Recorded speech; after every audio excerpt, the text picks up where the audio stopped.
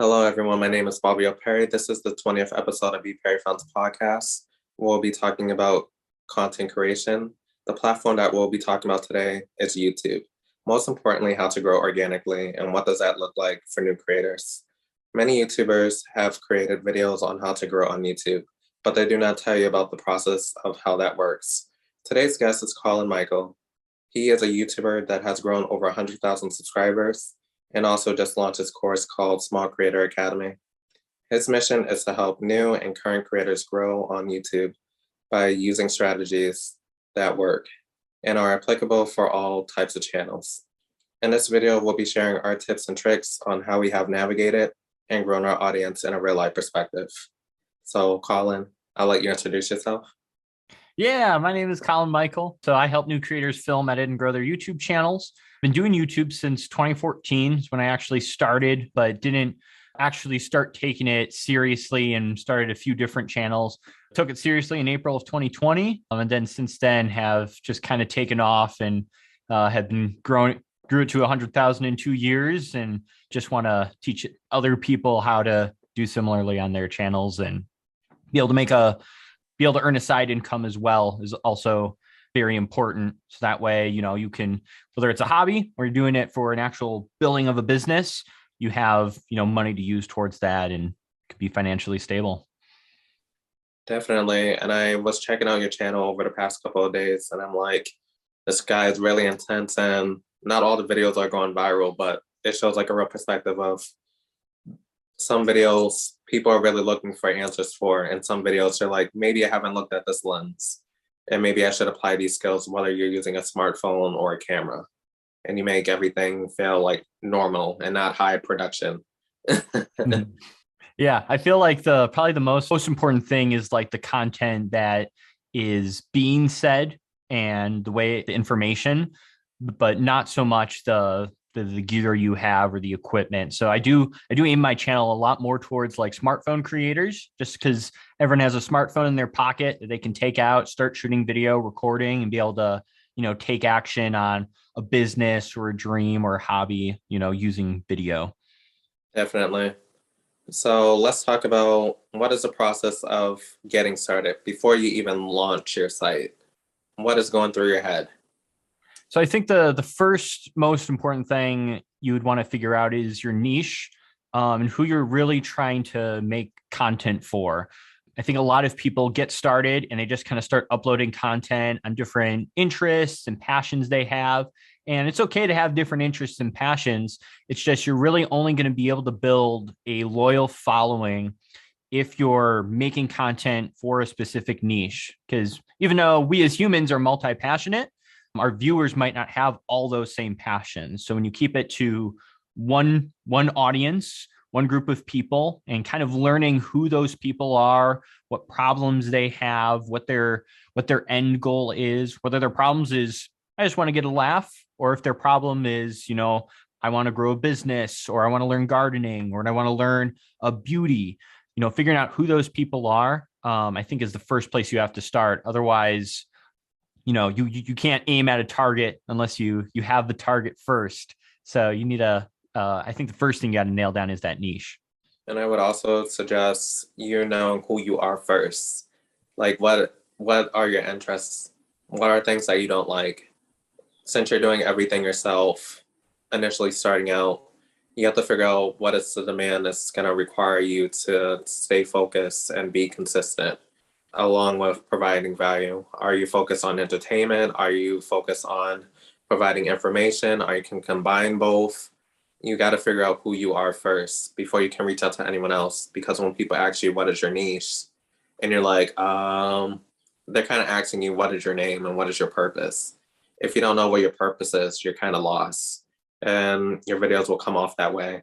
Like it can go from a vlog to a day in the life, a how-to, a reaction, and everyone's just like, this person's all over the place. I'm not finding any videos that are similar to what I just watched. Absolutely. Like I think even with the way I kind of even started, like originally my channel was called Mobile Camera Guide, and it stemmed from the belief that you don't need expensive gear in order to just like start making videos. Because I got to a point where I had all this expensive gear to where I didn't even go out and actually create content. It was just too, tiring to carry all these lenses and gear and all these different things. So it was kind of a step back to, I just want to take what's in my pocket and create something and enjoy myself versus have to deal with all these fancy lenses and stuff and just get back to the basics. So, that passion and that purpose definitely drove my channel in the early days in determining, what type of content I'm making and, the route I'm actually going. Definitely. How do you go about picking out your niche? So it can be, normally you want it to be something you love and are passionate about over something that might have like more money in it or might be more lucrative, just because you're not going to be doing this like for 1 year only or 2 years. Like, this is a long game. You'll probably be doing YouTube for 5 to 10 years potentially, because it takes a while to actually build that following. There's so many skills you have to learn that it is going to take a while to actually grow to, and once you're at that level, if you hate what you do, what's the point of having a YouTube career or YouTube business if it's the exact same thing as your regular 9 to 5 where you hate what you do? There's no, you're not going to win there. You're just going from one 9 to 5 to one 5 to 9 where you're just working all these hours doing something you don't like. So it doesn't have to be your number one passion, I don't think, but definitely look at the things that interest you, that you're curious in. I think things you can talk about nonstop are good areas to create content in, because if you can't stop talking about it, talking to people, finding other people with that same similar interest on YouTube will, congregate with you and love to nonstop talk about that too. So that's what I'd probably focus on is, making sure it doesn't have to be your top passion, but, just keep in mind, you're going to be doing this for a while. So do you think you could really still be talking about that topic in 5 years? Or is it something that's going to become, tedious? Yeah, definitely. And people need to decide. I know on Clubhouse where we met, they had a conversation talking about, is this going to be a business or a hobby?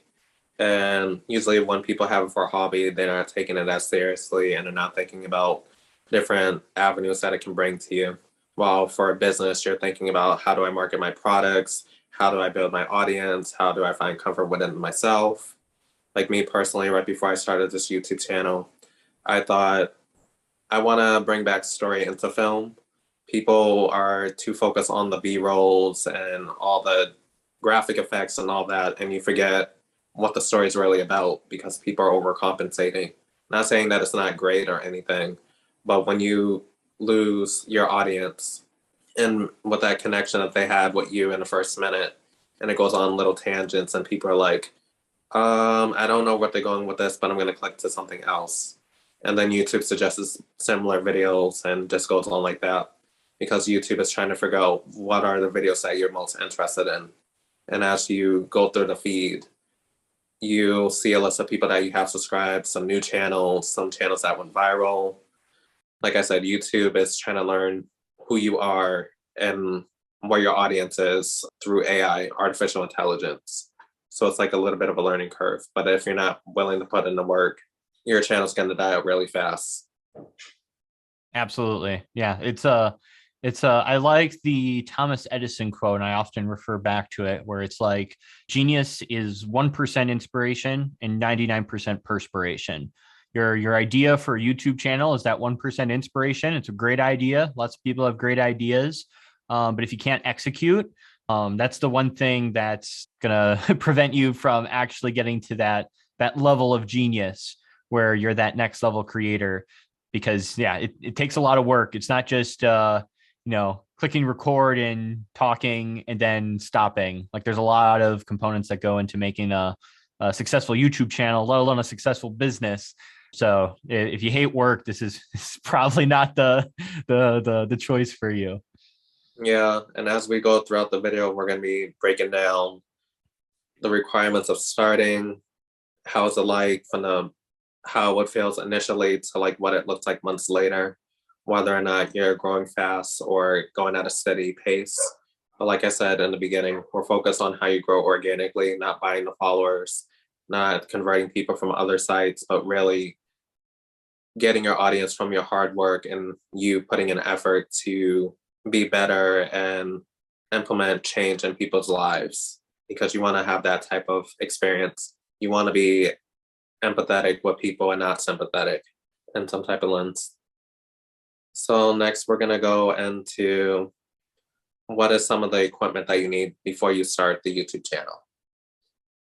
So I would think the main thing is if you've got a recent phone, like let's say like iPhone 8 or newer, you are set and ready to go to start recording. I Mhm. would think my YouTube channel, I'd say about 90% of my YouTube channel was shot on the lowest cost iPhone, the iPhone SE.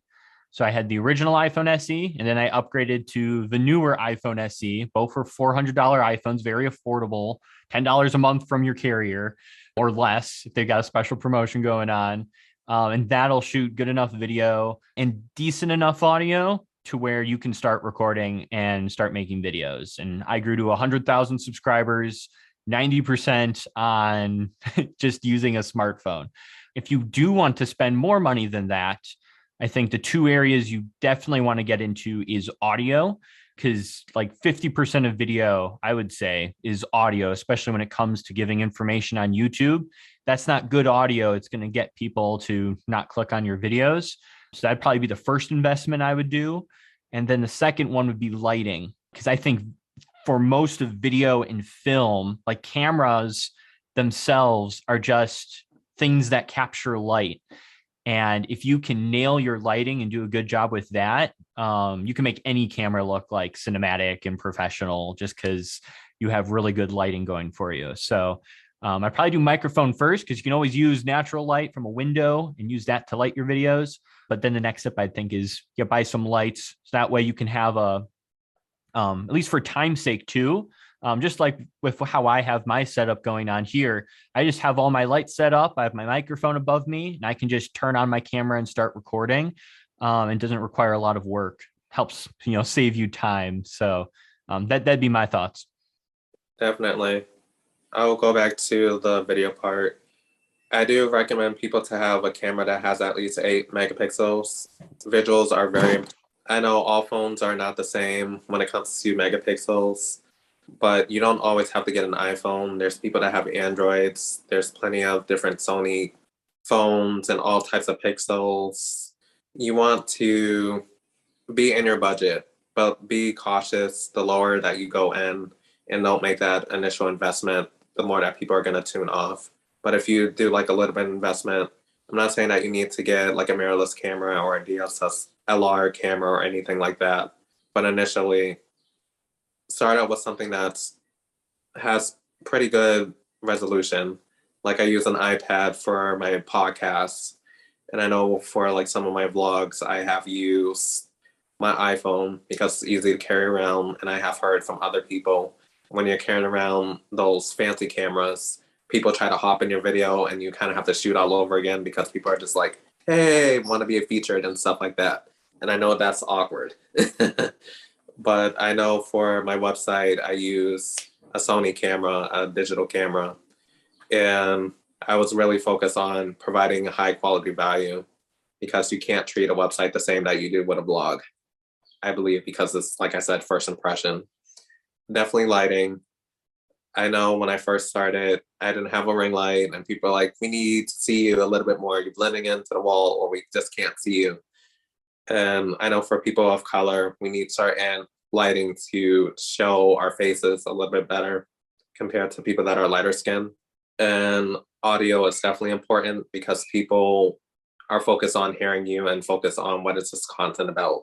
It's not just about the title and making things clickbait, but like I said, people want to hear you, hear your voice, see if they like listening to you, listening to what you're talking about and stuff like that.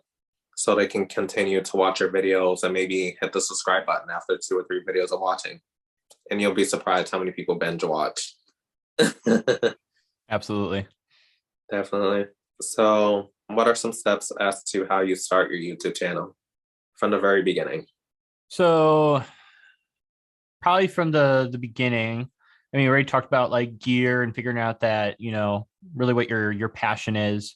What I would probably do is, thinking about channel name and channel banner, I think are probably important.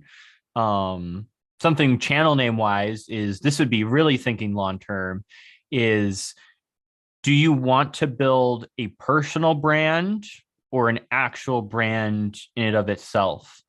So for some channels, like for example, we can talk about like Think Media, where eventually you could potentially hire a team and they're recording content for your YouTube channel, and you might not even need to be in the videos anymore, to where you're just running the business. You have someone who's creating content and now running that side of it.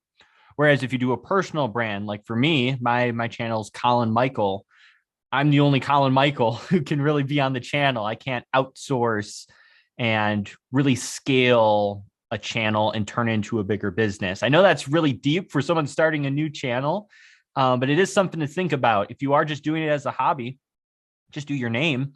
If you want to really build a business, it might be a good idea to pick something like a topic, the topic that your channel is about, and build it off of that, because then you could, eventually get to a point where you have a team behind you. And then like for your channel. Oh yeah, go ahead. I was gonna say, I would like to know that when you're thinking of a name, when you're doing your business, just keep in mind, anytime when people comment, it goes right to your Gmail account. And we also into mission to start a YouTube channel, you have to sign up for Gmail, and you also need editing software as well to edit your videos. And don't outsource right away. Learn how to do everything yourself. And then when you're choosing that name for your company or business or your personal brand, you got to remember, these are how people are going to find you. Don't change it out of nowhere, because people are going to forget who you are. But like I said, like he said, really take the time to think, what is this really about? Because when you think about Marcus Brownlee, he's one of a kind. You've seen him develop and change his niche over time. He's still technology based, but you have noticed that he has started a podcast. He has started a clothing line. He has started other streams of who he is. And that's a personal brand that he made into a business. So that's a great example right there as well. Yeah. But once you do have that like name down, one other thing that might be worth doing right away is your channel banner. So usually your channel banner, you want to have and you'll probably figure this out with your passion too, but figure out your value proposition that you're offering with your YouTube channel and try and put that in your channel banner in some way, shape, or form. So that way, when people do watch one of your videos and then go and visit your channel, they'll see right at the top, this is what this channel is about. This is how it can add value to me. It can actually cause people to subscribe. Looking at my YouTube analytics, I've actually gotten 6,000 people to subscribe from my channel page. So when someone goes and visits my channel, they see my value banner right there, and then they click subscribe right on that page. So it can be very effective for getting those first initial subscribers, to let people know that, yes, this is what this channel is about. This is how I can add value to you. And also, if you are going to be consistent and upload content weekly, you can even put up in that channel banner, like, videos get posted every Monday, new videos every Monday, new videos every Friday. So that way people know that when it's Friday, to come back to your channel to, consume more of your content. Definitely. And if you're not creative, you're on your own, you can outsource to a website that I use called Fiverr. They have people range from maybe like $5 to a few hundred, but keep in mind, you get what you pay for. I know what my designer, I paid maybe $50, $60, and he got on the first try. Like I said, I was like very detailed on how I wanted to look. I wanted to look like a camera, a camcorder, and film meshed together. And I wanted to show that this is not just about me producing content, but this is about my audience building content around the sources that I'm giving them. Whether it's podcasting, filmmaking, business branding and marketing and stuff. And I built my channel based on education. It's like we have all these people with high profiles, whether they're 6 months into their business or a couple of years into it. They're giving you value, whether it's on finance, whether it's on mental health, performing arts, something that is entertaining for the audience to watch, and also something that's going to leave them with something to take away with. Maybe you're into music and want to get into music production. Maybe you should listen to the Artistry of Music podcast episode where we break down, are you trying to be an artist or are you trying to be an entertainer? Because each one has a different avenue that you're going to go. And sometimes people are like, I want to be an artist, but I don't know how to get there. I want to make sure that every note, every sound, and everything has a purpose and has a message that's clear. And when you're listening to music, it brings you some type of emotion, kind of like your banner. It's like when they're looking at your page for the first time as you're making that bio, first impressions, like you said, matters. And when you're putting that, you're going to make that commitment of posting every single Monday. They're going to hold you to that. Once you post on a Tuesday, they're going to be like, oh, something's wrong right here. They told me Monday. So you're keeping yourself accountable. So decide if you're going to post every week, every day, every other week, once a month. You're in control of your channel. This is you. But the more consistent that you are, the more consistent that your audience will be coming back to your channel. And they're going to hit that notification bell so they can get alert about when your next video is posting. Absolutely. What about the About You page? When you're making that profile and you're writing down your description, how should people outline it? So you mean like for like the About section on someone's YouTube channel? Yeah, some people don't look at it, but I know a lot of businesses or people that are looking to subscribe want to hear that elevator pitch of what your channel is about. So what type of things that they would include in that short paragraph or two? So what I think definitely in the first sentence, you want to have whatever your value proposition is. When people look up your channel in the search bar, that is shown. But the other side of it too is when you do get bigger and potentially end up working with other companies, like getting brand deals or things like that, their software actually pulls your About section up. They actually have their own software where they can pull up creators, YouTube channels, look at their stats and stuff like that. And that pulls up the About section. So don't make it something like silly just because you think it's an About section and just to, play it off. It does play an important role. I definitely, share what your channel's about, maybe share your story so you can connect with your viewer a bit if they want to learn more about you. But also use it as a spot to get people to other areas, whether that's like an email list or your website, or even like linking to other social media handles. You can do that in that About section. Definitely. And also utilize free applications such as, we'll say, Google Docs. You want to make sure that your spelling's to par. You want to make sure your grammar is correct and have someone look it over. I spent maybe 48 hours working on the bio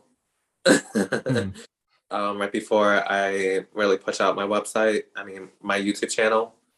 And I'm going to revise it again, of course, because my views of things are a little bit different a year now. And you, in that summary, you want to be clear on what you're going to provide. You want to be clear on who you are. Like I said, identifying that niche.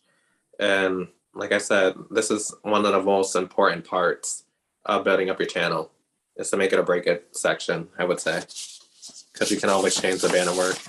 How about the avatar? Yeah, so depending, you can have it as a picture of yourself. Probably professional is what you would want to go for. But also depending on what kind of brand you're building, it might be helpful to put something in that profile picture related or avatar to your channel. When I was starting out and I was very centered on just like mobile filmmaking and editing, back when I was mobile camera guide, I actually had a picture of a phone as my profile like avatar. So when people came to the channel, they could see that I was like an authority, that I was that this channel is actually dedicated to this topic, which I'm sure helps with people realizing that, this channel is all about it and subscribing. So you can go either route. I do think, though, if you do put some branding in there, it can help people, realize that, yeah, this is a niche channel. This isn't just someone uploading content, that this is someone who will be able to give me constant value if I follow them. Definitely. And also utilize an app called Canva. There's different tiers to it. I use the free version, but on the website, you can open up another tab if you're watching this, but type in canva.com. You can type in website banner, YouTube banner, art tech, channel art.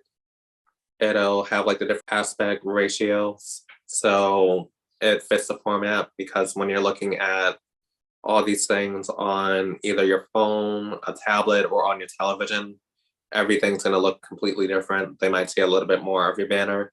So making sure that it fills up that space. And if people are watching mobile or something else, make sure that it's seeable. It's got to be, it's a lot of avenue. It's a lot of work. I'll just say that. Definitely, but definitely worth investing the time into, because yeah, first impressions are important. First impressions are everything. I do agree with you on that. So next we'll look into the monetization side. How do you get monetized on YouTube? Yeah, so there's a few different ways. The way that most people refer to with YouTube monetization would be like the YouTube Partner Program. So in order to get into that, as of today, you need to have at least 1,000 subscribers for your channel and 4,000 hours of watch time, which seems kind of steep and seems like a lot. But if you're not even at that aspect yet, you're probably only going to be making, even if they monetize your channel without that limit, you'd only be making like 25 cents or 50 cents. And it's not even very much worth it at that point. So that's why they kind of have that standard up there, just so that way, they're only paying out if you're actually making money, and probably less for them to work with. So that's the main way people talk about, but I think you can monetize your channel even before that. There's many different avenues that I'm sure we could get into with, building a business around your YouTube channel, which I think is important, because as I started my channel and started making money, I was just focused on that Google AdSense, YouTube ad kind of money. Mm-hmm. And it is nice. I'm a channel that had, averages between 500,000 views and 600,000 views every single month. I have a lot of videos that rank, and I usually make like $1,500 to $2,000 a month just with those views, which is nice. But it's also up and down. It's not stable. It's not consistent. Sometimes it's higher, sometimes it's lower. So it's not very reliable. And then it also requires you to be getting that amount of views every single month, which, your channel might go up, might go down. People might lose interest in a certain topic and you'll lose a bunch of views.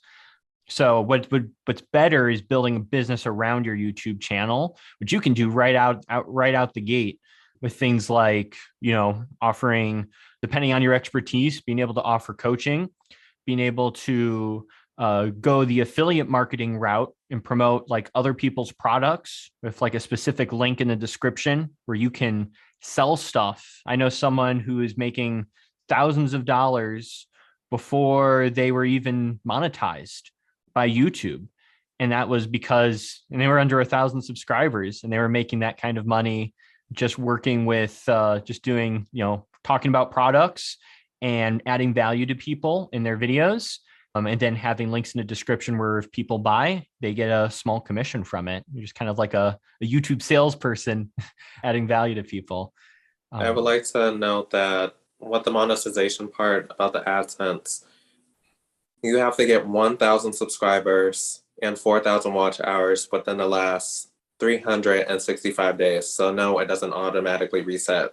So I just want to clear up that rumor. I did ask an expert and they said no. So say if you first started with 10 subscribers in the beginning when you first launched, and then you're already a year ahead, it just cross off those 10 and just focuses on the next day, the 366 day back, 365 days. And I like how you said that there's other avenues that people who have small channels can go.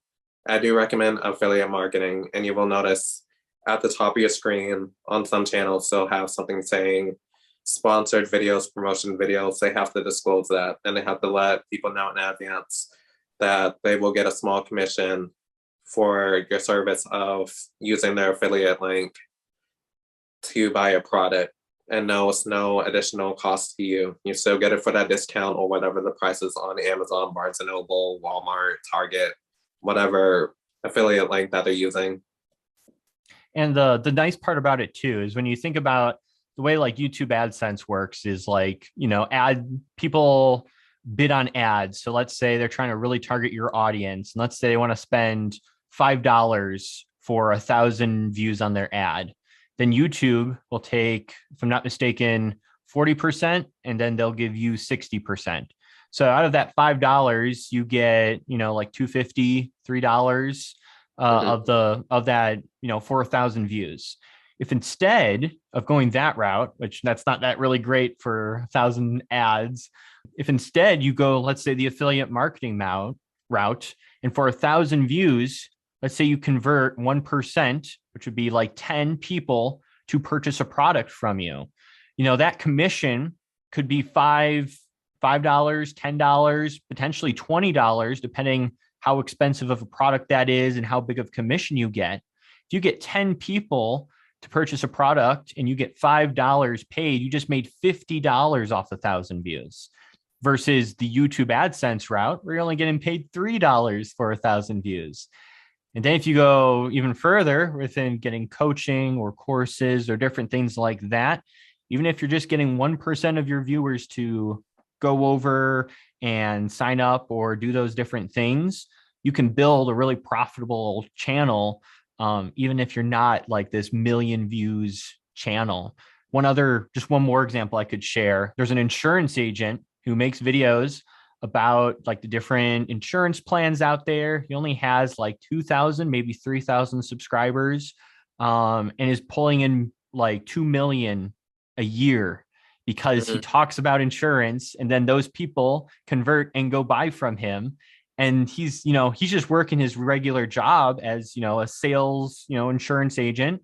And he's using YouTube to send people over to his place of business. It's obviously working really great for him. So he's not a YouTube celebrity, but that's fine for him. He's making like 2 million a year because he's using YouTube around his business. So, don't get caught up in the AdSense. Just, you can build an income source, right now if you want to.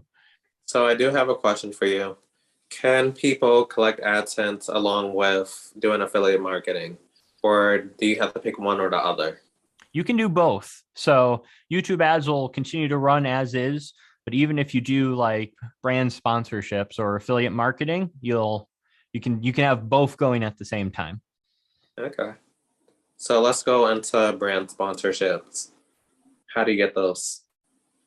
So if you're just starting out, the easiest route would be just to start reaching out to companies. And instead of waiting for them to reach out to you. So the audience you're building. And if you can, there's probably like two different types of brand deals you can do. Sometimes companies just want good, genuine content that they can post on their social media or that can just rank organically on YouTube, where they don't even care if you have 0 subscribers, 1,000 subscribers, 100,000 subscribers. They're just after good content, either for their YouTube channel or for your YouTube channel that just kind of sits on there so people can find them, or that they can share on Facebook or Instagram or TikTok. So you could technically, if you know about a topic, you know about a subject, and you can demonstrate that, maybe make a video showing, hey, I know what I'm talking about.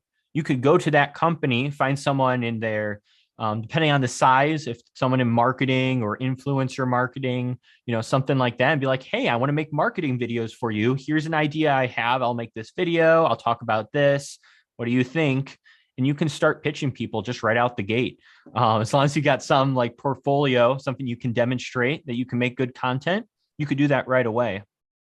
Yes. But as you Oh yeah, go ahead. I was gonna say definitely cross promote, and brands are looking at the numbers. Sometimes they're focused on the views, but sometimes they're focused on how many people it's gonna reach. So just to put a perspective, there are 2 billion people that are on YouTube that have a Google account. So, like I said, you're just starting out. Don't get discouraged. Many of these creators have started from everybody has started from zero.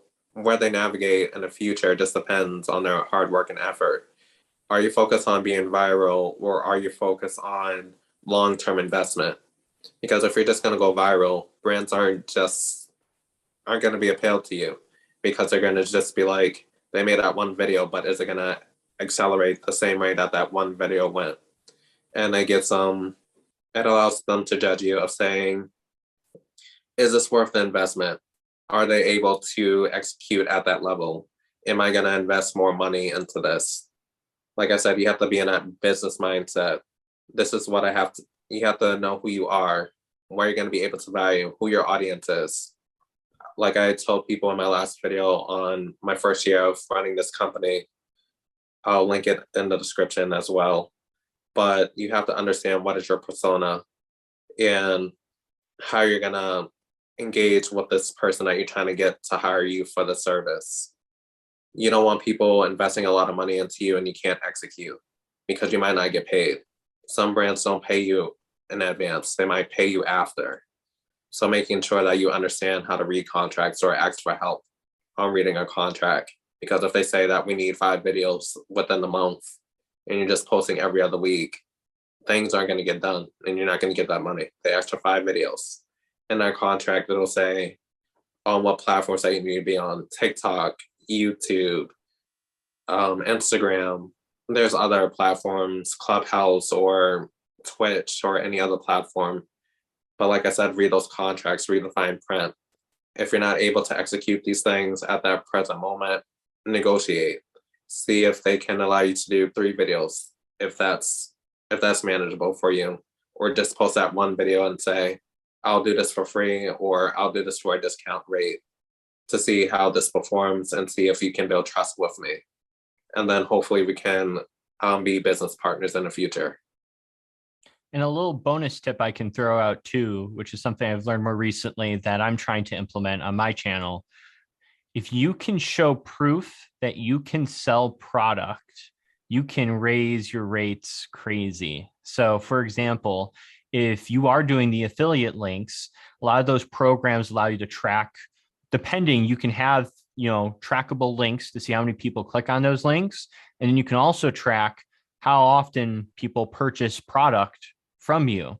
So if you can show a company, when I recommend to my small audience, I sell $200, 200 products, 200 of these items every single time I recommend something to someone, which equates to, let's say $10,000 worth of profit.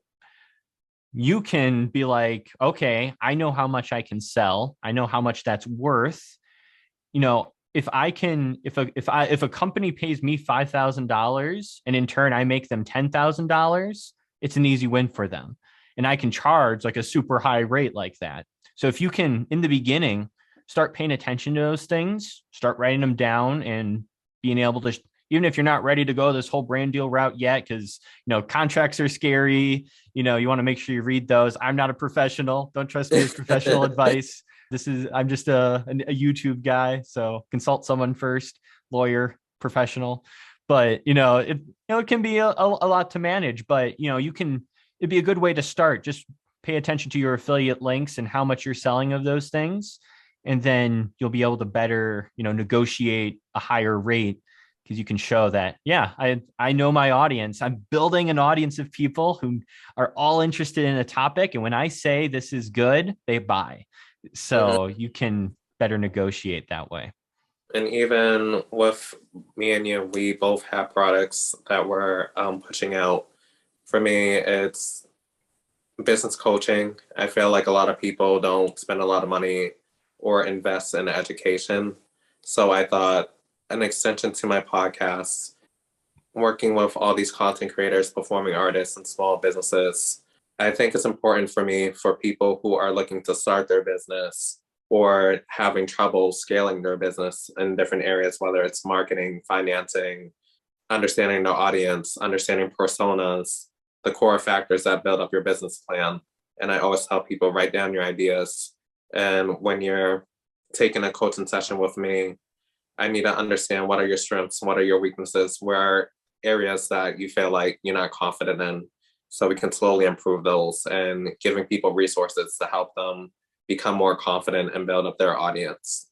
So email lists is another way that you can build like and trust, because people are getting exclusive content from you. They might get discounts on things. They might be the first ones to know about things. Like I said, selling your own products is a great way of marketing yourself, because when you're reaching out to brands, you can say, I built this product, I have a service, this is what I have to offer, and this is how my sales went. These are the abandonment, these are some of the abandoned carts. Maybe you could email those people to see what's the holdup. Maybe it's been a couple of hours. Like, do you need help with this, such and such? Let me understand where you are right before you make that investment. People want, I think people are too focused on getting free content rather than getting the exclusive content that can push them to the next level. And not everybody that has huge followings have the best interest for you. Let's put that out there. for sure. Yeah, I think, you also have to think about like return on investment too. Like, if I put this amount of money in, am I going to get that return or not? And improving your skill set and gaining knowledge. Skills are recession proof, is what I heard someone say more recently. Your skills follow you whether the economy goes up or down. So if you can build that skill set and learn from people who've already successfully done it, you're just bettering yourself, and it's taking you to that next level. And you'd be surprised some of the things that people have questions with, or people take for granted, like learning basic math. People are quick on hiring a bookkeeper. I'm like, that's maybe a few $100 more per month for just keeping record of your books that aren't even that are probably manageable, but it just seems overwhelming for you because you didn't pay attention in class or whatever, or it feels overwhelming to you. And then reading is important, especially when you're condoning business, because like I said, don't go by what people are telling you, but if you read the fine print, something that people don't look over, this can make the determined factor of how much you're getting paid, what the value is going to get, and stuff like that. So even when you're clicking on a video, read the descriptions, see what you're going to get out of this, see what are the talking points, what are the pain points, and see at the end, did this give you any more value? Because all YouTube is going to do is just keep on suggesting videos in that niche, but they're probably saying the same thing. Sometimes it could be right, sometimes it could be wrong. So reading articles, reading books, things that have a long term and longevity. Use your resources. Get a business coach. Go back to school or something. No one's judging you. Library is there too. Library is the source of free business knowledge. Like, I think people don't take advantage of libraries. It's literally, there's probably like over 100 business books all sitting there that if you're in a spot where you can't afford a course, which I was once in a spot where I was living paycheck to paycheck and couldn't even afford health insurance for myself, I just went to the library and I got books for free and started consuming knowledge and gaining skills and learning. So that way I could make money to get to a spot where I could afford, coaching or getting into courses and different things like that, where I could grow my knowledge further. But yeah, take advantage of those free resources if you are in that spot. And then once you do grow and get to a spot, invest in yourself. It's probably the most important thing. And I always tell people the first step of achieving a goal is writing things down and setting dates for things. I know when I started my channel, I was just like, I don't know how this is going to go. I did a documentary on my grandmother and I was showing the trailer. I'm like, hopefully a few people watch this, and I'm not going to look at my account for 48 hours, because even when you start your channel, you don't get your analytics until a couple of days later. So when I checked back, it said 77 views, and I'm like, my video. It was awesome. That's And awesome. then I put up my first trailer telling people what my business entailed. So people know who I am on a personal level, who's the person behind the lens that's creating this content. Building that relationship. I might not have 1,000 subscribers at the moment, but the more that I'm pushing through and reading my analytics will help me elevate to the next level. Absolutely. There's some other ways that you can make money off of YouTube, such as the Short Creator Fund. Can you give us some details on that? I know that there's some requirements that are different from AdSense. Yeah. So at least from when I last checked the short creator fund, I might not be the best person to ask about this, but I think you need to have at least be producing shorts for, if I'm not mistaken, it's somewhere like 6 to 9 months of having short content up there to where you'll finally qualify. And then based on views, YouTube will offer you what's called like the shorts bonus, where they basically have a fund set aside that they split apart to short creators just because there's no ads being shown. YouTube's just literally paying people. So if your video is catered to the most views, you can get like a certain bonus amount, usually up to $10,000 would be the max per month. And then that gets distributed out. So it's not a like an AdSense fund. It's literally YouTube is just took a bunch of money from their bank account. It's like, we're going to give this to creators who make shorts. And then YouTube's been, paying that out. But it does require making really good shorts and getting, I'd say like hundreds of thousands of views or potentially millions of views, but very inconsistent, I would think, just because you don't know what bonus you're going to get. It's random. It's not like there's ads playing on your video and, it's kind of all over the place and it's not funded by any advertiser. It's funded by YouTube. So YouTube might pull the plug on the funding, but advertisers are never going to stop advertising. They're going to always want to be making money. And so, but it's definitely something not to ignore. I think there's definitely a opportunity there. And then there's thresholds that you have to make to receive payment. I know for YouTube, it's usually $100. And for shorts, I'm not sure what the amount is, but I know that just because you were eligible 1 month doesn't guarantee that you're going to get paid the next. It just depends on how your video is performing. Yeah, it's definitely a new system. So definitely, I would definitely play with shorts, experiment with shorts if you can on your channel, if it's applicable. Definitely don't think of it as like some icing on the cake is what I'd refer to it as. Because ultimately you want to grow your business around YouTube, and that creating shorts could bring people to your channel, get people to subscribe and watch more of your content. So definitely. And for people, I know for me, I had to ask the question. I'm like, if I try doing these shorts, because I have a cat and I'm like, she's very entertaining. And I'm like, I don't care. I'm like, these cat videos might make me go viral.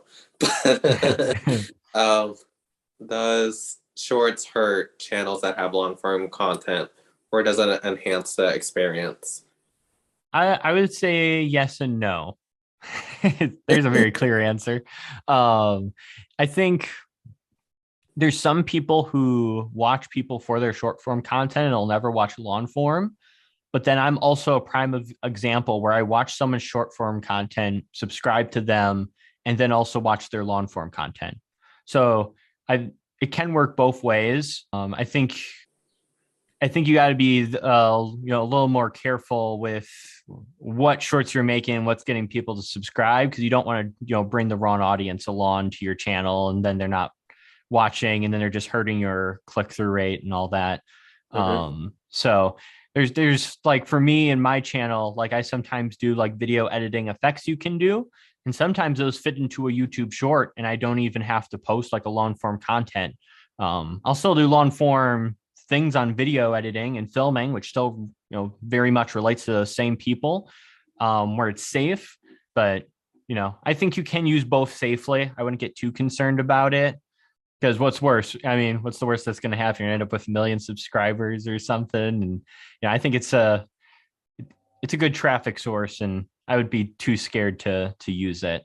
But the only downside is if notifications are turned on for those viewers and they're getting notified every time you put out a short and you're putting out a lot of them, that could turn people off and cause them to unsubscribe. So I've seen some people do like one video a week and then one short a week, just so that way there's a balance of content versus someone doing one long form and then like 10 shorts every single week because they're easy to produce. So you do want to be a little bit tactical with it.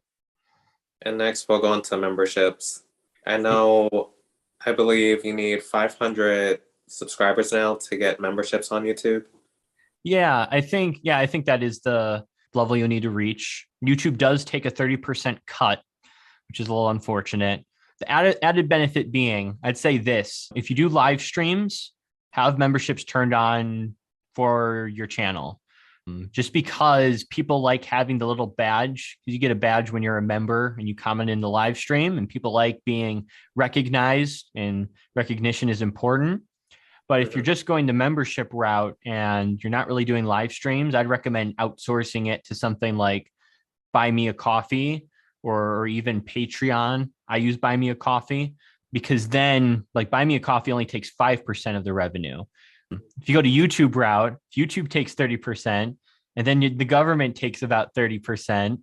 That leaves you with 40. So you're not even getting like a lot of that membership versus, Buy Me a Coffee taking 5%. I think Patreon takes, I want to say like 10 to 20. I'm not too sure, but when I compared them all, Buy Me a Coffee was the less percentage taken out. And I was like, all right, that's the one I'm going for. Cause you want to make sure that if you are doing memberships and because with that, you're usually giving behind the scenes, there's exclusive content. You want to be putting all that work into exclusive content if you're not getting a good return yourself. So that'd be my thoughts. Yeah, I have memberships on my actual website, not on YouTube, that people can subscribe to. I would say there's other ways that you can make money from lives and also pre-recorded. There's super thanks that they have. And that's bonus money that people can make. Some people make $5, a couple $100. And it's neat to see how people invest that much into your work. And it feels close to home where you feel like you have accomplished something and you have provided value with someone. And sometimes you don't know how you have impacted people until, sometimes you just don't know unless you ask.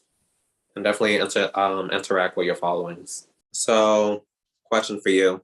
Let's talk about email marketing and how you navigate through it. Yeah, so I would think for like every single YouTube channel, you should have an email list. I'd say almost that like your email list is more important than your subscriber count.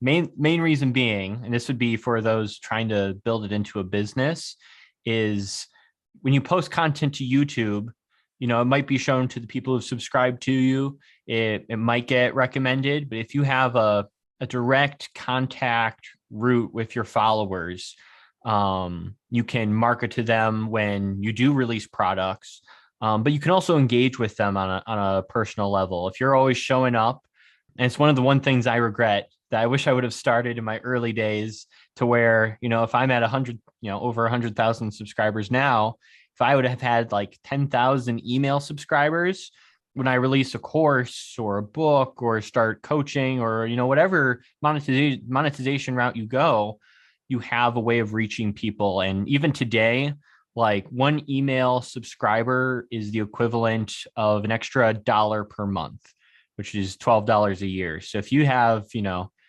even if you have 2,000 to 5,000 subscribers, which isn't a lot, if that's it in your email list, you can monetize that. You can get sponsorships through your email list. But it's really going to help you build your business and grow your brand, or even using it to let people know you posted a video, and that can drive traffic to your YouTube channel and get people to watch your videos. So even if you utilize free software, like one I can think of is like MailChimp, where they'll let you get up to 1,000 email subscribers before you even have to, for free. And then after that, you have to pay. So it's a great way to start. But then, showing up there, I think is really important, especially if you want to go the business route of it. I know for me personally, I think email marketing is more effective because right now I'm over here messaging people, posting on Facebook, Instagram, everything. And I'm like, this is taking too long to hit so many people. I think I spend maybe an hour and a half or 2 hours on marketing my channel and other services that I have. And I feel like with the email list, I can hit multiple people all at once. And I feel like the way that I email people, it feels more personal. It's really thought out. And you need to figure out what is going to be your workflow of posting. If you post 2, 3 times a week, it can be overwhelming for people, especially with an email list. And it could make people unsubscribe. So maybe once a week will be fine. Every other week would be fine. Making sure that you check in with people, let people know about what promotions are going on. What is your thought process going today? Saying like you're going through imposter syndrome. You don't know where to start. I feel burnout. Stuff like that. You want to make the emails feel personal and very relatable, not just pushing out a product. Right. I think building, because even if you're at a spot where you don't have a product yet or anything, if you can build a connection with people in your email list, when you get to that point where you do end up creating your own product and selling it, you're going to have, you've already built that connection and people know you. And what you're really after is getting people to like you and trust you. And when they like and trust you and you start to sell a product, the easiest, that's like the number one reason why people buy is because they like someone and they trust them. And so when you do offer something that's going to benefit them, they're going to, it's easy for them to commit because, they have, full trust in you. Mm-hmm. And also just keep in mind, websites will charge you based off of how many people are subscribed to your email list and also how many email campaigns are you pushing out. So keep that in mind on the frequency of posting. Something else you can also do, just to throw out there, I'm right now using a service called Kajabi, where there are different tiers. It's more of like a bundle of being able to build a website, coaching, courses, all of that on one platform. But they'll allow you to have, you'll be able to send out as many emails as you want, depending on how many subscribers you do have. So maybe what you could also do is like if you do MailChimp for the first 1,000, a lot of those places will let you take your email list to other services if you need to. Yeah. And then you can move it over to somewhere if it's a little more, affordable. Cause I've seen some of those where just having an email list on like, could be like hundreds of dollars, just to send out emails all the time, which, where you could potentially be paying less. So. And also I would like to mention have 2 different email list providers. Google Docs allows you to do it for free. It makes an Excel sheet where it has like the list of all the people that subscribed and didn't unsubscribed. So like say if someone unsubscribed, just take them off. It's just easier just in case if one platform crashes. And you know how Facebook one time, I think it was Facebook and Instagram had closed down for maybe a couple of hours and people went panicking because they were like, how can I market my business? I'm trying to push out this and that. And I can't access any of my files. I can't send anything to my audience. What's going to happen? It's costing me money. But if you have that second box, Exactly. Next, we're going to talk about how to apply all these lessons that we talked about in real life. So let's talk about how you started on YouTube from day one. How did that feel for you? Posting your first video to you now, 100,000 plus subscribers now. Yeah, posting the first video, if I go back, it was not it. It was horrible quality. Sometimes I was like filming in my parents' basement and it was like a concrete basement, so it looked scary actually. I don't know what I was doing. Like it was, I didn't think about those lot of things, but it's hard talking to a camera and getting used to that and not saying ums all the time. And I think the most important thing is getting consistent with it if you do want to grow it. Because as you put out more content, you can learn from your mistakes and what you got right, what you got wrong, and watching your analytics and seeing how that goes. And it's a process. Like, I don't think I was making decent. And what should happen too is you'll get to a point where if you look at your videos from 6 months ago, a year ago, you're like, oh my gosh, I want to delete this. This looks so bad. Because that means it's a good sign that you're improving. Like if I look at my videos from like 6 to 9 months ago. I'm like, Colin, what were you doing? Look at your setup. Look how you designed that thumbnail. What were you thinking? And it's that constant improvement of like, what's like one thing I can change today to make my videos better, or edit my videos better, or make the thumbnail or title more enticing. And as you get 1% better every single day, or change one thing in every single video, you'll eventually get to a point where you're going to have a great thumbnail. You're going to choose a great topic that your audience cares about, a great title. You'll know how to edit videos and keep people engaged. But yeah, it starts very rough and it's expected. You're going to end up putting a lot of videos out that aren't going to be that great. But you have to keep going with it. And it'll be scary, and you won't be as confident on camera when you start out.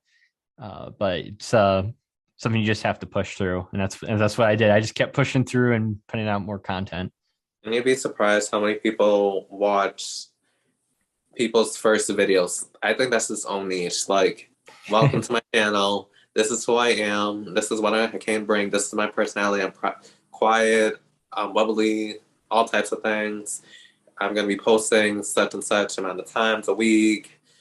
Subscribe to my channel, hit the notification bell, hit me down in the comments, suggest some ideas of what videos to produce that you're interested in. You know, it's a lot of things going on in that first episode. And this is your opportunity to get outside of your comfort zone. Like I had mentioned, if you're going to be any type of creator, you got to be willing to sit in front of that camera. You got to be hard on yourself, but at the same time, be kind, because it's your first video. But that first video is the milestone, the foundation of who you're going to be in the next couple months, few years, if you think about doing this long term. And make sure that when you post these videos, you're being authentic to yourself. And I think people don't know what authentic means. Some people think this person is very nice, but authentic is people who show different emotions. If you watch through my video catalog, you have some people crying, some people laughing, some people learning something new, and we're all interacting with different perspectives. In the way that I designed it, my podcast and my YouTube channel is that it's conversation based. I don't want it to feel like a lecture. I want people to feel like we're talking to them personally, you know, making them feel like they're part of the room instead of saying, this is what you have to do and pointing fingers at them like directly. No, I'm not telling you these are just some suggestions and this is what we researched. Reading books, articles, .gov, .org, edu, using reliable sources. Not everything that you hear in the media is true, just like rumors aren't true. But it's what you do with that information will excel you to go further in your career on any platform, not just YouTube. Next, we'll talk about the thumbnails and the titles. I know a lot of people do clickbaity titles and thumbnails, and then when you watch the video, it doesn't correlate. So how do you make an interesting thumbnail and title that appeals to your audience? So I think the starting part is the audience. I like to say the more you know your audience, the more your channel will grow. Because and I think it starts with creating an audience persona or a customer persona, as it's often referred to in business. We're really getting detailed into who is the person I am trying to create content for? What is their end goal? What problems are they facing? What makes them happy? What ticks them off? You know, getting very, very specific on who our viewer is, how old they are, what's their income, what are they already watching on YouTube? What channels, what other competitors are they watching right now? And what are they saying in the comments? What are they saying in Facebook groups? You know, the more you can understand this person, you can better create titles and thumbnails that'll appeal to them. Because then you know, okay, I know that my audience is having this pain point, and I can go to YouTube and see that, you know, as I'm typing out that problem, it instantly pops up in the auto suggester. So they're searching for answers to this problem, and you can be that video that appeals to it. So I think that is probably most important with a title, is speaking to that viewer and talking about their pain points, what they're trying to achieve. because that's what interests them. That's what stands out. And then you can do similarly with the thumbnail is, showing like, if you watch this video, it's going to solve this pain point. It's going to add this value to you. So I think start there first, find out what they're, I think finding content that people are looking for already, there's already traffic there. Instead of trying to, create your own traffic, channel the traffic that's already on YouTube, trying to solve this problem in your niche to your video. And that's what I kind of did with my channel. My audience, I pictured in my head that they create a YouTube video. They want to make videos with their phone. So they shoot a video. They go to the App Store to download an app so they could learn, edit, and they pick an app, download it, open it up, and they're like, holy cow, how do I edit? This looks really complex.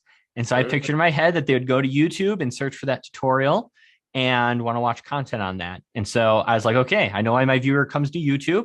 I'm going to create tutorials on all these video editing apps. And that's what like drove almost all my traffic from YouTube. Is I found their problem. They want to be a YouTuber, but they have a problem with editing.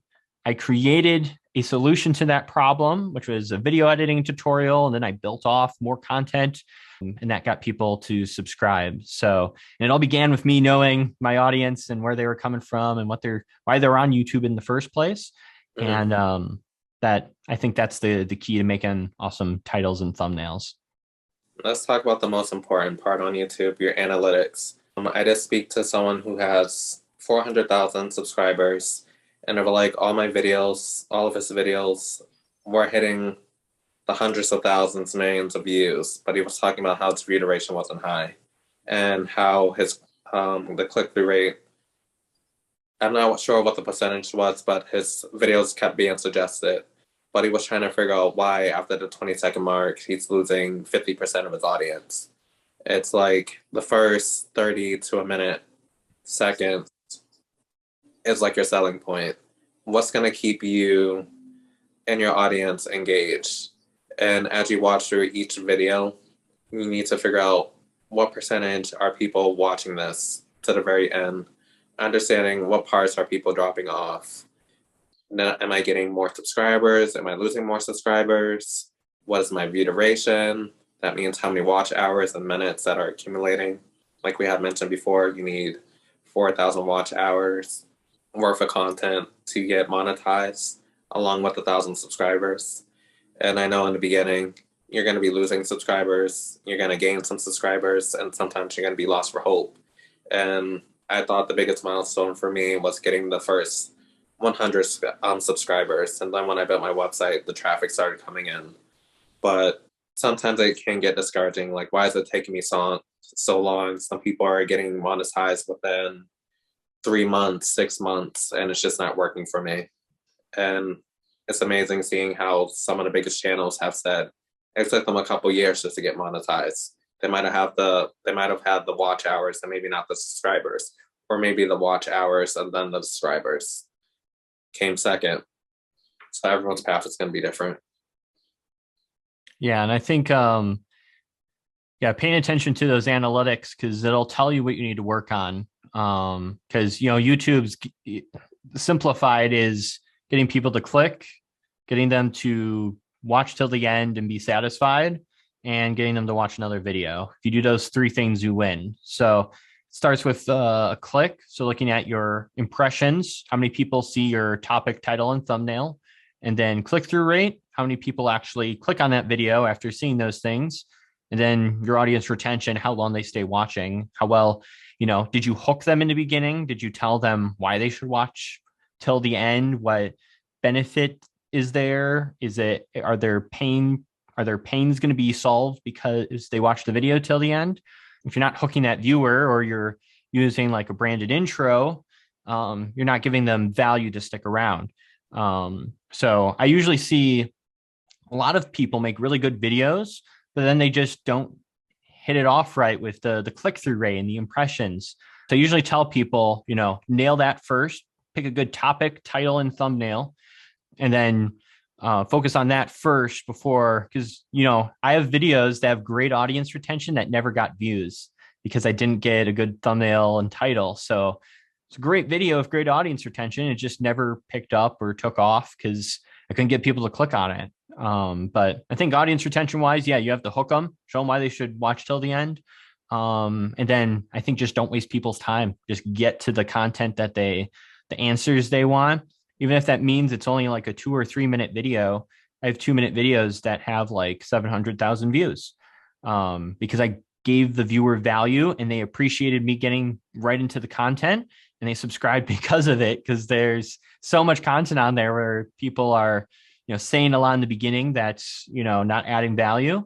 And then, YouTube's good at suggesting content and there's a lot of enticing stuff on the side or underneath the video for people to click on. So you got to make sure you're keeping them engaged and using those analytics. It'll tell you if you're doing a good job. Yeah, I was saying YouTube is very customer service driven.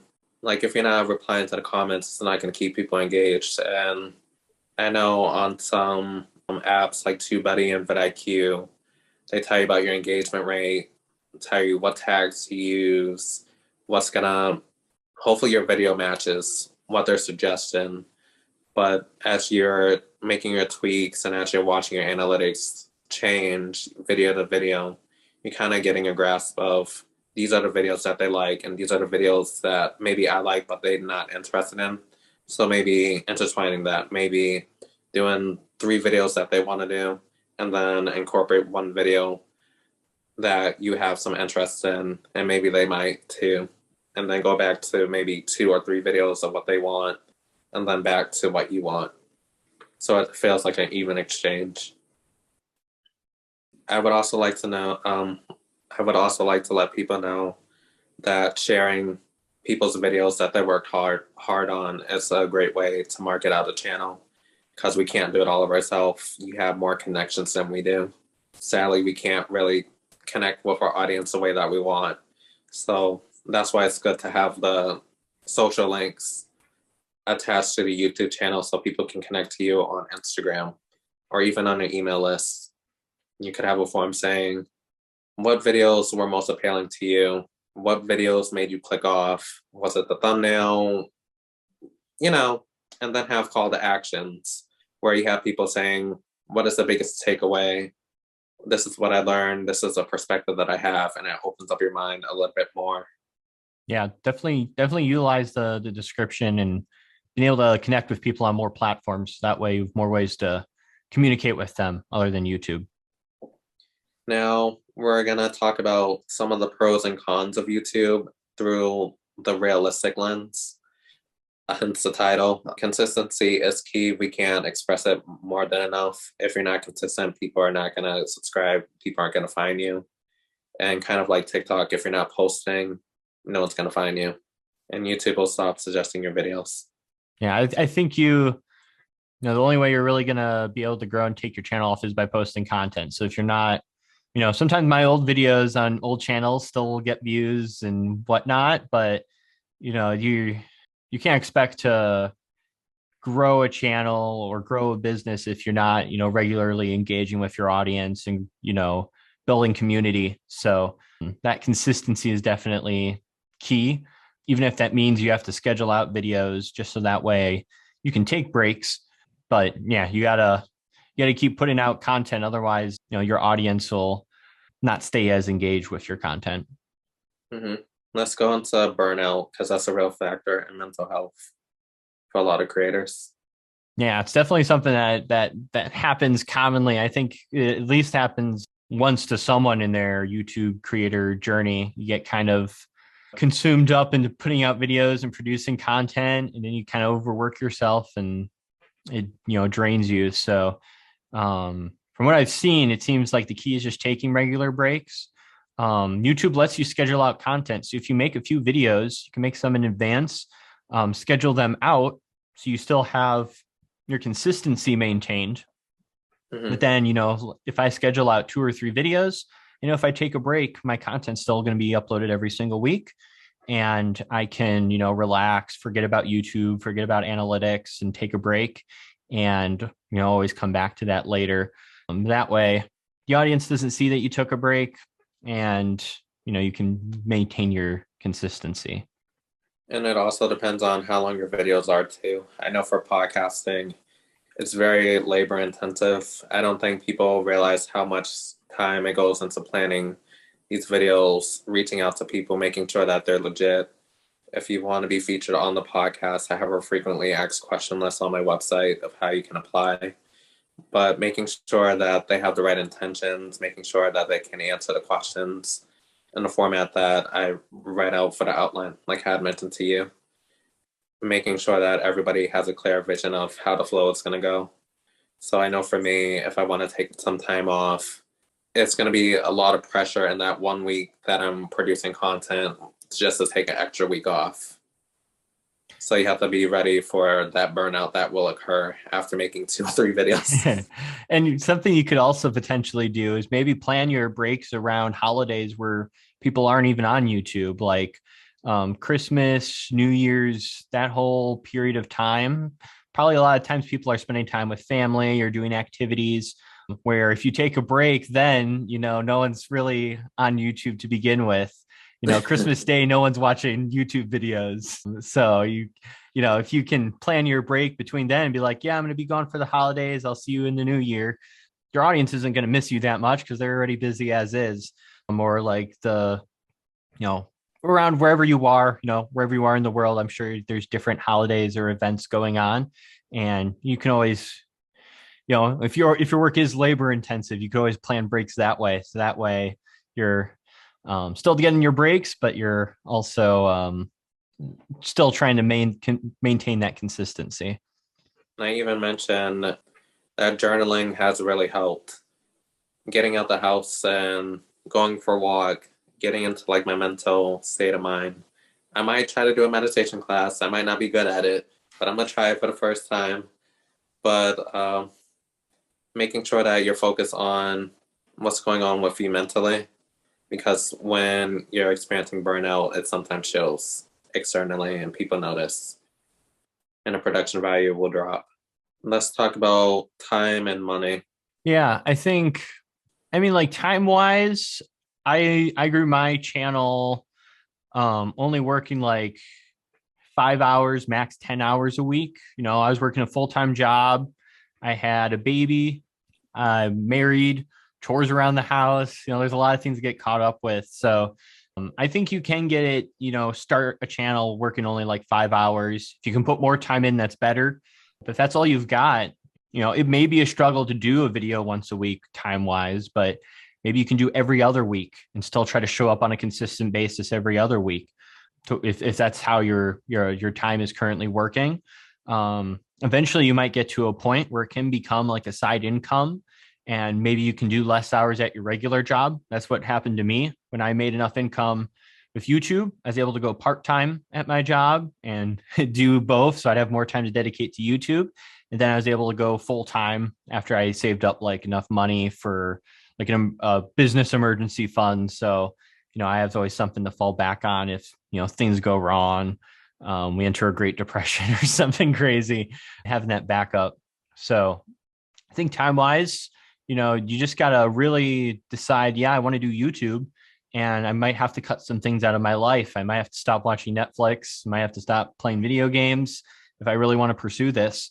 So, but I don't think you need too many hours per se if you want to get started. And then maybe on the money side, just start with what you have. And as you build it up and start making money, there's things you can implement right away. Like we talked about, you can start doing those things.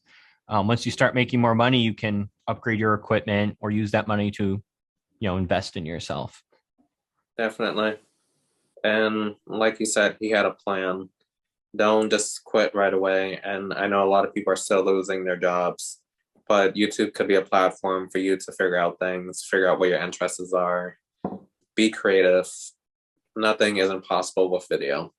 You can make anything lucrative. And yeah, just use all your resources that we had mentioned of monetization.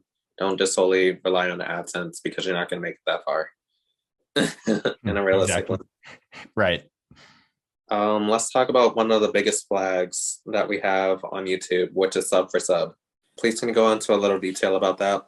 Yeah, it's the worst decision you could ever make because one, it's it goes against YouTube's community guides. So if they find out you're doing it, you'll get banned from YouTube itself. But also even just the science of it is people who are sub for subbing, they're just trying to get their vanity metric up.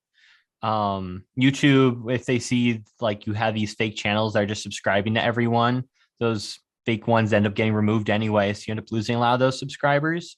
Hmm. And those people aren't actually interested in your content and can actually hurt your analytics because maybe that is the channel they watch stuff on. If they're subscribing to you and they're not even interested in your content, they might click on your video, watch it for a few seconds and leave, which is like the worst thing possible because that'll ruin your audience retention. So, you want to grow organically. And even if it's slow at first and you may feel tempted to go out and try to do, non-organic promotion and try to build up your number count that way, just know that YouTube doesn't hold your subscriber count against you in promoting your content.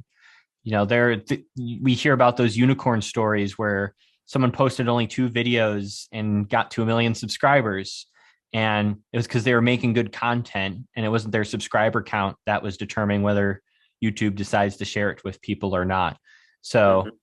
the number looks pretty, looks nice. I like the pretty number around my number, but it's not I wouldn't worry about sub for sub and needing it to grow your channel or needing it to monetize. It's just not worth it. Yeah, definitely. I have a friend who wants to start a YouTube channel. She was like, "Why don't you subscribe?" And I'm like, "You don't have any content on there."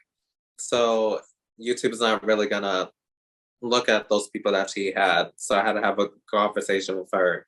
And I sent her a video just to confirm. I'm like, I will subscribe to your channel once you have some videos on there so you can get like a real following because those 900 people, YouTube's not counting that. They're going to count after the video has been posted. So just for clarification on that part, could you tell us a little bit about your course that you're offering?